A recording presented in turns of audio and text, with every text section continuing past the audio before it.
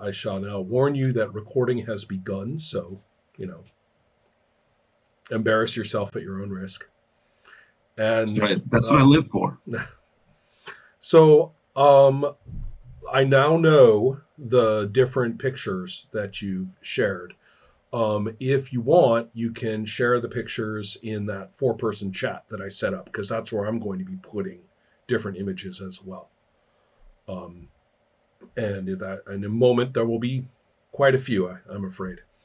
So the setup here, as you guys read, concerns this no account unwanted star system that has basically been uh, sniffed at and ignored because it's useless and unwanted, with old ruins on it, and that the emissaries and representatives or whoever of all these different galactic powers are meeting there for the first time explicitly to say, this isn't working out for anyone.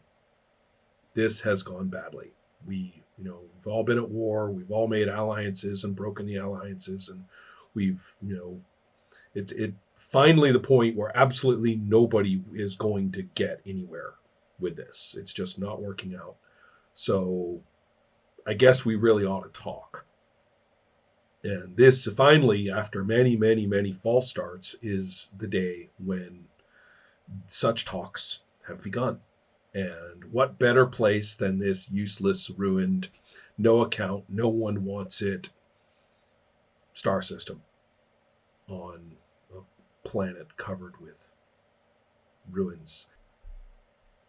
So the first three are three of the powerful, warring peoples, galactic, imperial. Now all of these are represented by multiple star systems. I mean, there's no one world group here. I mean, these are big, far-ranging, powerful, economic, multiple star complexes in each case. And so the one with the big bulbous head is the Scrang. The one with the fangs is the Luca. The one with the little glowy light there is the Thrall. And those are among the really powerful warring groups, as are the Avix or the Avix, and the Hiver. By the way, what's the name of your people's your people group, Renee? They're called Merc Caps. Ooh. What was that, Renee?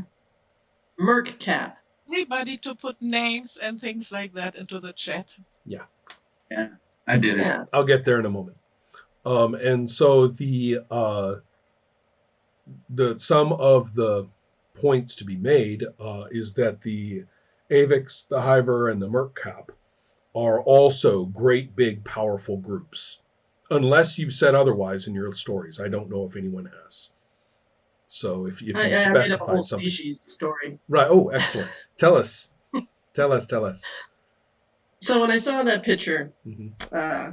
I thought of, and it was hard because it's such a small picture, but it looked to me almost fungal, like a mushroom. Almost looked like the fungus that grows inside of trees on his neck, and the shape of the head. So I thought of a race that kind of lived underground, using hallucinogenic like spores as defense and also to cultivate in these warrens underground.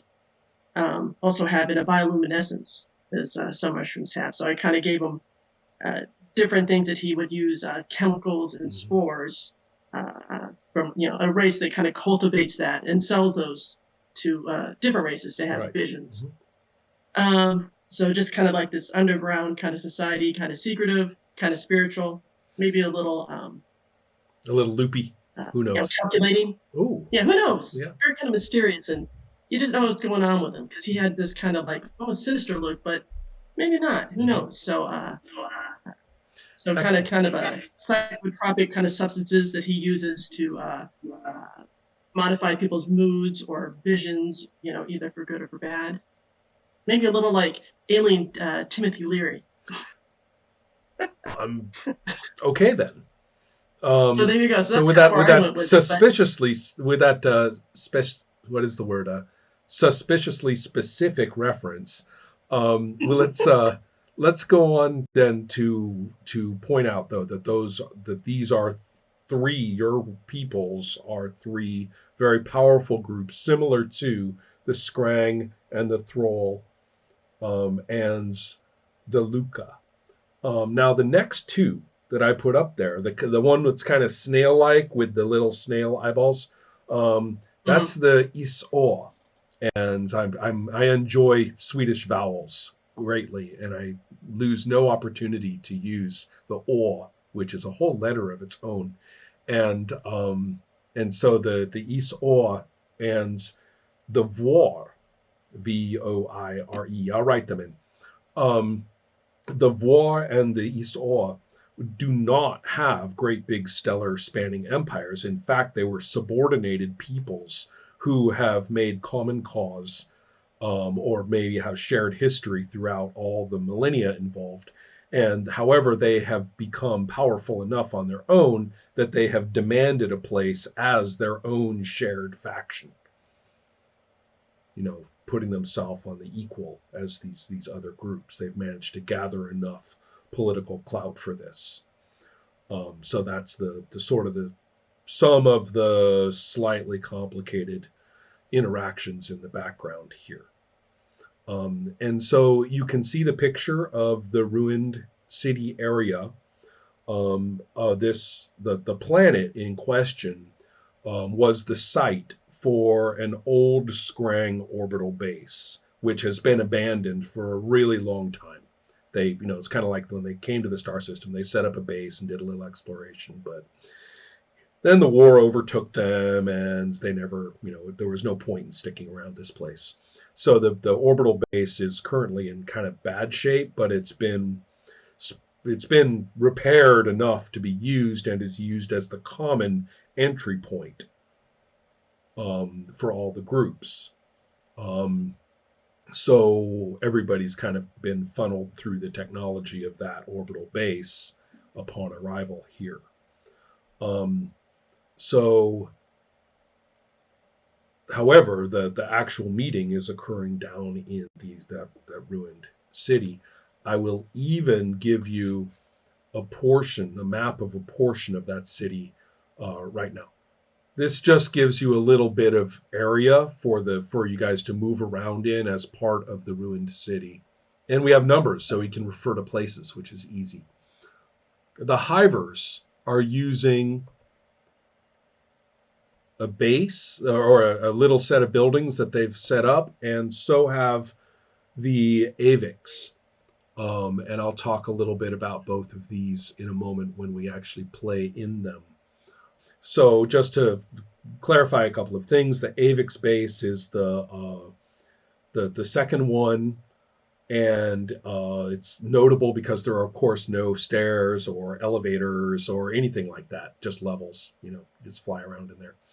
And then the Hiver base, where it says drones, that's actually, as you might expect, not really mechanical drones so much as Hivers. But there's a hangar. Even though we're talking about living beings, it's still a hangar. So as you can see, it's built up onto a vertical structure, whereas the Hiver one actually floats. So that's a floating 3-leveled structure there. And so there are a couple of other things to mention or to talk about. The Voir and the Esau have actually set up their own shared base near the ruined city as well. The other representatives and emissaries have not set up fixed base living points. They all have their basic usage. They have smaller groups, and their basic usages are up on the Scrang station. But of course, they've come down now. So that is the current situation in terms of the peoples and the place.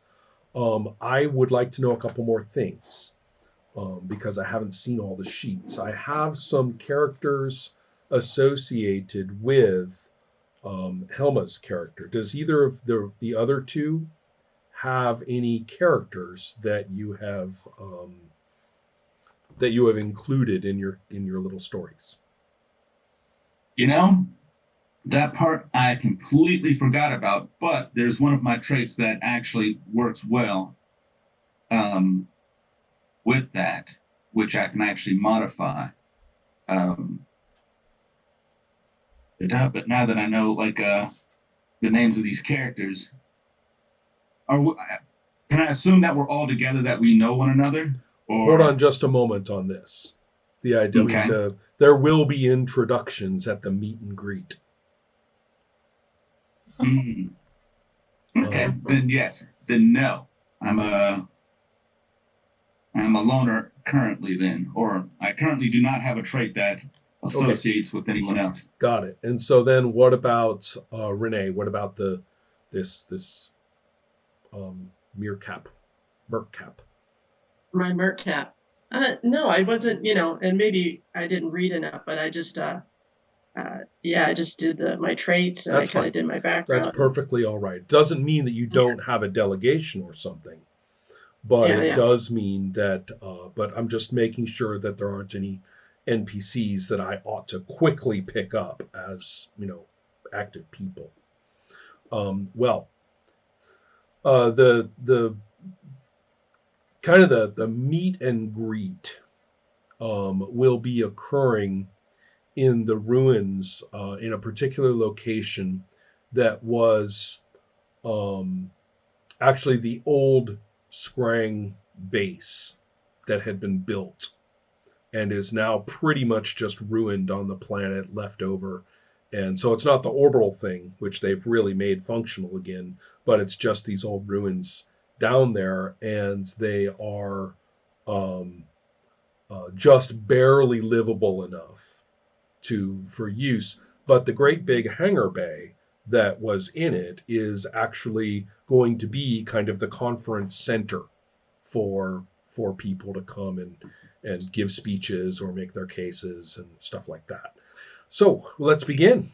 Um, let's begin with the great big hangar bay in that last picture, and the fact that um, everyone is kind of responsible for their own life support as needed, although the immediate environment has been set up to be as compatible as possible for everyone.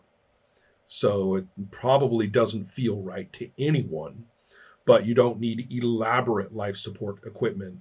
Depending on your biology, you may or may not be able to tolerate it, for long, but it's usable, um, and certainly isn't going to have any long-term ill effects. There is a great deal, years of negotiation went into this, as you can imagine. So quite quickly, it should be evident that the hangar bay has been set up with plenty of presentation areas. There's a place where you stand or hover when you do presentations. There are special setups for conferencing. It kind of looks like a somewhat bogus 1990s convention hall set up with just a little too much budget money that's being spent on the cheap. Um, Right?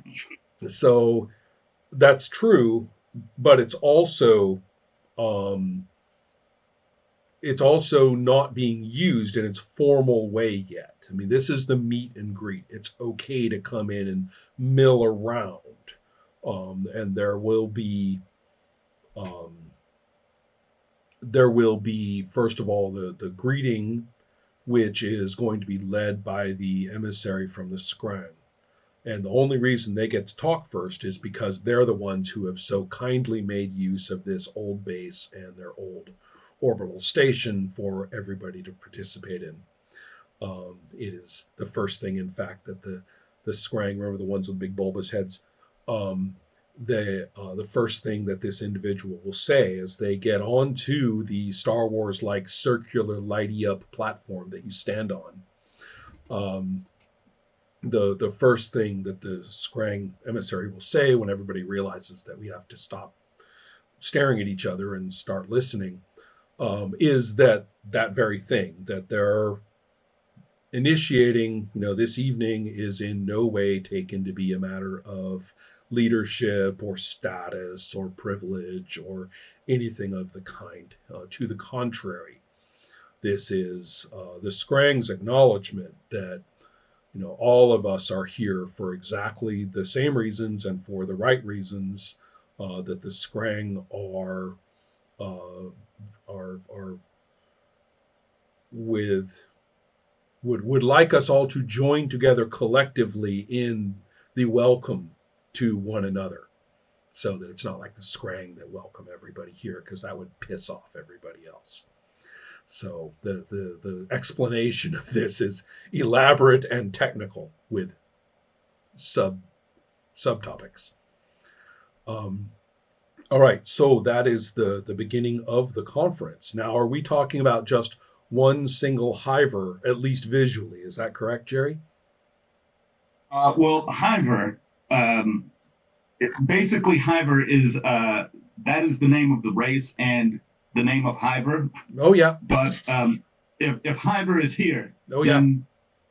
then well, if Hiver is represented here, then there's probably quite a few Hivers.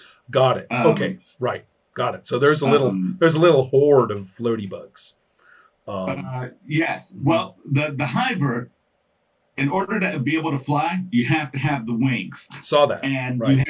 you have to be engineered to have the wings. Oh. It's sort of a status thing, because if you're an elite Hiver, or like as a Hiver, my character is basically an annihilator protector.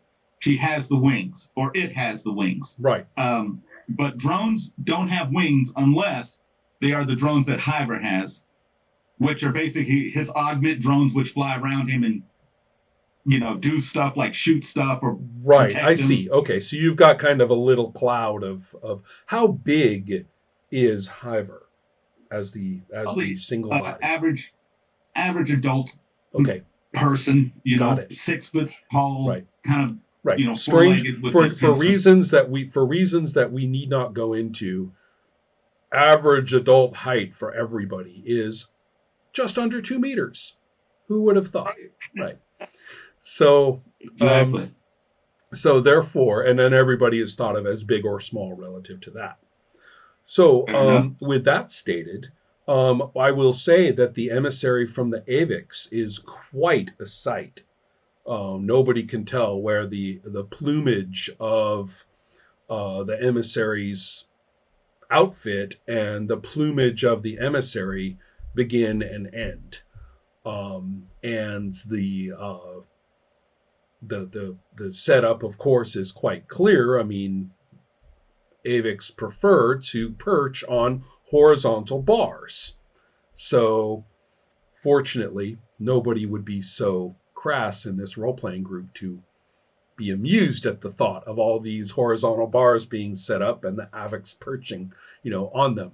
But there's the emissary, who's quite grand, and an assistant or some sort of secondary personage that comes with the emissary. And then there's also what appear to be, and this probably isn't unique, somewhat grim-looking other Avix whose job seems to be merely to hang out. Just going to assume they're like me. Mm-hmm. And that's what we see there. And then then what about the Merc Cap just by yourself, one person, or a Just bunch of them, just or one person. just one? Okay, excellent.